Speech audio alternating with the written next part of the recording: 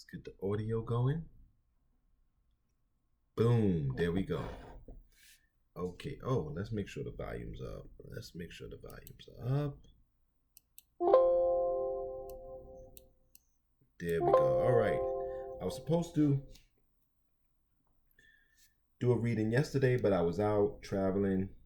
It's actually trying to find an apartment, and I think I did. I found one that is decent, good building with elevators, and it had a project feel to me, which I liked the projects.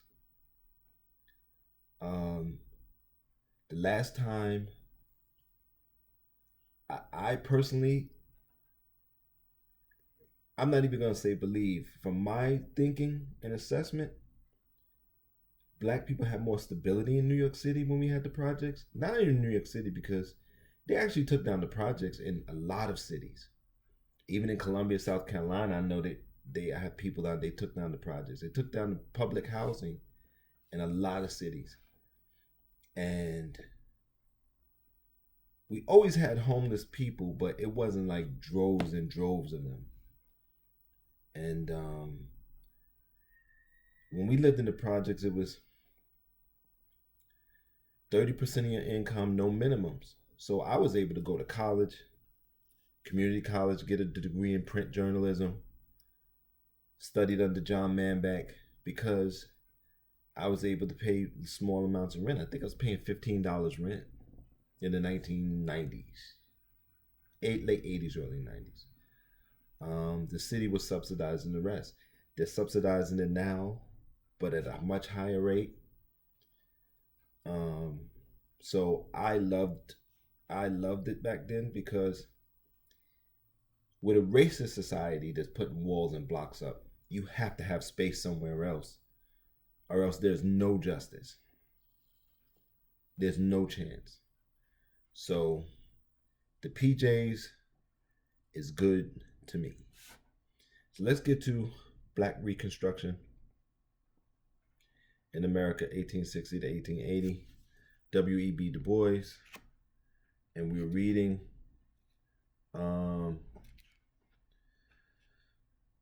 Back to Slavery. So let's go. Let's put that down there. The lawlessness, which in 1865 to 1868 was still spasmodic and episodic, now became organized, and its real underlying industrial causes obscured by political excuses and race hatred.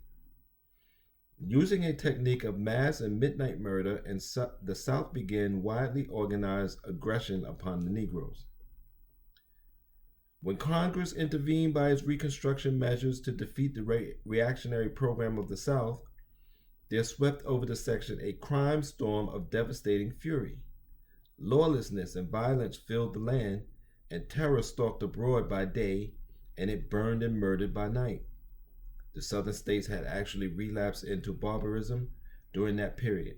A new generation was conceived and born to the South of both races that was literally conceived in lawlessness and born into crime-producing conditions.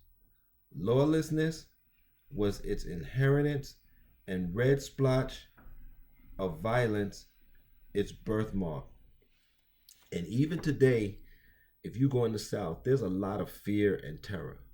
There's fear in the North too. Don't get me wrong, but there's a lot of fear in the South, particularly in the older people. I'm finding that there are more people under the age of 20 in the South now, from my experience, and I was there a few years ago, that have less fear. I think after 2020, after George Floyd, a lot of black people in general just decided we're not going to take any more nonsense. And when it comes to the terror of the Klan, because the Klan runs the South, they're in the city councils, they're in the state legislatures, they're in the senates and the courts. They run the place. Young people are not taking nonsense from them. They're standing up to them. People older, still my age, and still got fear. They talk big game, but a lot of fear. in the South. Armed guerrilla warfare killed thousands of Negroes. Political riots were staged. Their causes or occasions were always obscure, their results always certain. 10 to 100 times as many Negroes were killed as whites. Then differences began to arise. Instead of driving the Negroes to work, band of poor whites began to drive them from work. Interesting. Private vengeance was taken upon prosperous and hard-working Negroes. A number of Negroes were employed in building the airline railroad between Atlanta and Charlotte. Disguised men went there, took the Negroes and whipped them, and forced them back to the farms to work. They were receiving money wages for working on the railroad. And that's when the New Deal came in, they gave it to workers, but didn't give it to farm workers, and didn't give it to domestic workers, which were women, and which were black men and women, because that's what we did, farm work and domestic work. And they made sure to not give it to whatever black people were doing. And that's usually how these programs go. Whenever they have a universal program, the states will say, okay, we're going to give it, but we're going to give it to these people first, or these people.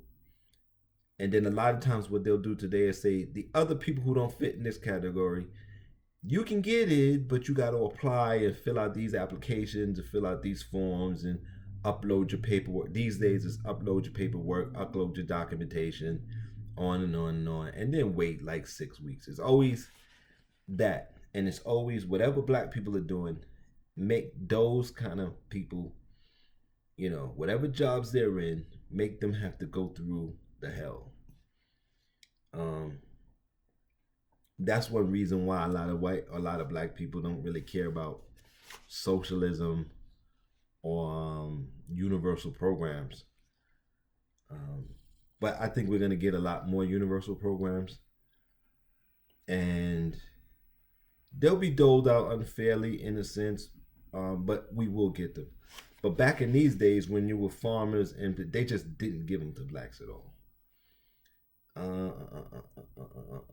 We did that. A man from Ohio living in Clarendon County, South Carolina, had his stock in business amounting to $40,000 a year entirely destroyed. Damn, that's a lot of money, even today. I mean, not a lot, but it's decent.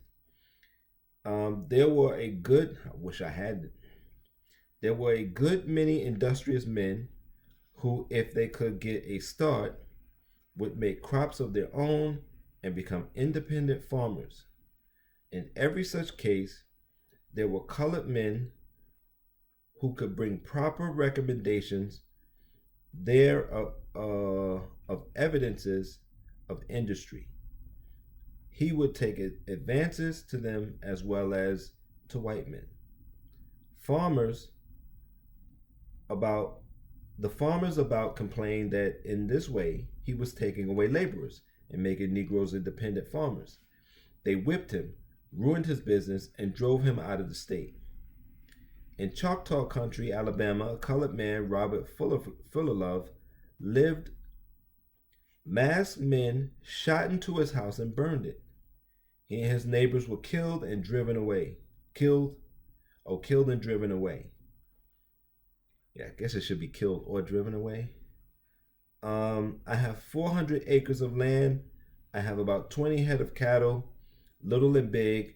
I have an ox team, and in the lot of cattle there are 7 milk cows.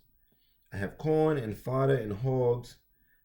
I had a very fine crop of cotton planted and was going over it when this last raid happened at my house. I have lost my crop entirely, and it isn't worthwhile for me to stay. I'm a hard-working man, and I love what I have worked for and earned. And they sent these people off with nothing. Zero. It's disgusting. Augustus Blair of Huntsville, Alabama, was a hard-working old black man who had stayed at home during the war and helped to take care of the little white children. The Ku Klux came to his house, seized his son, and beat and maltreated him. He got so he could get about a little. I hired a wagon and fetched him here, but directly he came here, he was taken down with a hemorrhage that came from stamping him on his stomach and breast. They stamped him all over the stomach and breast. In 2 weeks after he was examined in the courtroom, there he died. Everybody that saw him said he couldn't live, and they were surprised that he lived so long. I had the doctors to tend to him. I owe $40 and $50 to Dr. Henry Binford. He asked me for the money on Saturday. After all this was done, I knew every man of them, and I came here and made a complaint. Mr. Wager assisted me, and Jim Common of Athens told me to have them arrested before the grand jury. I had a good deal of property down there. I had 30 head of hogs and 4 bales of cotton. I had 4 bales ginned and fetched my cotton there and sold it. They looked for me to go back. I left my wife and young child there. I didn't want to go away. I hadn't done anything, but I believed they would have treated me just the same way, and I went away. I left 30 head of hogs and 1 good milk cow, 4 bales of cotton, and my corn in the field. John Common told me to sue for it. I went down there and all my things were gone. This is the treatment. And this is after slavery. So when you hear black people say they want reparations, it's not just for slavery, it's for everything. A lot of stuff is still happening. I remember hearing that the state took a man's church in Long Island in Hempstead. If you know, Long Island is good property. They took his church in Long Island and gave him like $65,000. And property in Long Island is usually worth at least $1 million. You're not going to find property in parts of Long Island that's not worth. Even if you go to like a poor black neighborhood in Long Island, which they still have little towns like that, 400, 500, 600,000, and they gave him 65,000 for his church. This was some years ago though, but these happenings were not confined to particular regions. They spread all over the South.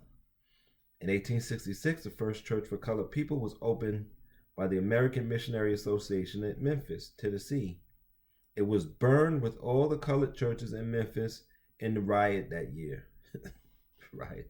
They never teach us about those riots. You ever notice when they teach about race riots, it's always the black riots?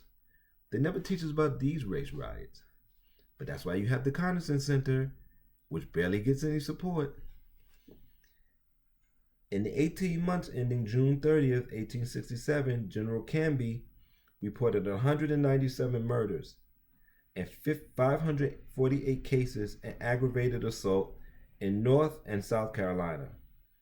In reference to South Carolina, the report of the Joint Select Committee of the 2 houses of Congress in 1872 contains such a mass of revolting details that one cannot decide where to begin their citation or where to stop. Murders or attempts to murder are numerous.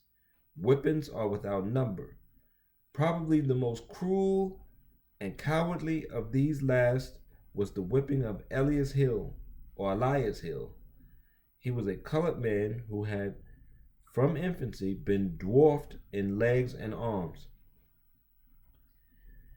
He was unable to use either, but he possessed an intelligent mind and had learned to read and had acquired an unusual amount of knowledge for one of his circumstances. He was a Baptist preacher. He was highly respected for his upright character. He was eminently religious and was greatly revered by the people of his own race. It was on this ground that he was visited by the Ku Klux, brutally beaten, and dragged from his house into the yard, where he was left in the cold at night, unable to walk or crawl. And we'll leave it there. But now you see why things ended up the way they ended up after the Civil War. If we would have kept going and trying to make gains, if the North would have sent people to protect black people in the South from the Klan, which still runs the South, we would be in a better shape. And today it's the same thing. Biden and Northern people will never protect black people in the South, even today. They'll say states' rights. They'll say we have to compromise. They'll say we have to reach across the aisle. Reach across the aisle means I'm not going to do anything to stop racists. And in case you forget how dedicated they are to racism, Hillary Clinton, who dreamed about being president her whole life, refuses to call out the racist electoral college. The United States is the only place in the world where you can win a majority of the votes and lose. I'm going to say that again. You can win the majority of the votes in the United States like Hillary Clinton did and lose. And instead of saying the Electoral College, which is a racist system and a stupid system, she said, no, black people didn't vote for me. Black men didn't come out enough. You only came out 92% instead of 98%. Or you only came out 87% instead of 92%. And it's insane. It's ridiculous and it's insane. And but people are dedicated to all kind of destructive concepts, all kind of false realities. So that's that. You want to support the blog, you know what to do. Hit the links. Become a sponsor, or you can give directly. I'm about to put together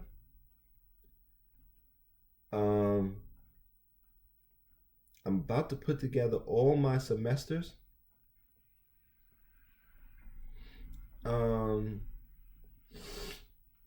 All of my semesters together in a store. They're all on the Condescend Center on my Patreon page. All of my work. But I'm going to put them all together and sell them in my store. So it'll be the same. I'll put the links together and sell that digital list, and you'll be able to go and get it. And that's going to be 180 semester hours I'm going to put. So I'm going to make semester 1 tonight. I'm going to start putting it together. And if I work right, maybe by the weekend, I could be done. Or at least by next week, I could be done. Black Reconstruction in America, 1860 to 1880. I'll be back tomorrow, and then I'll see what book I'm going to read for next week. Take care. Be safe.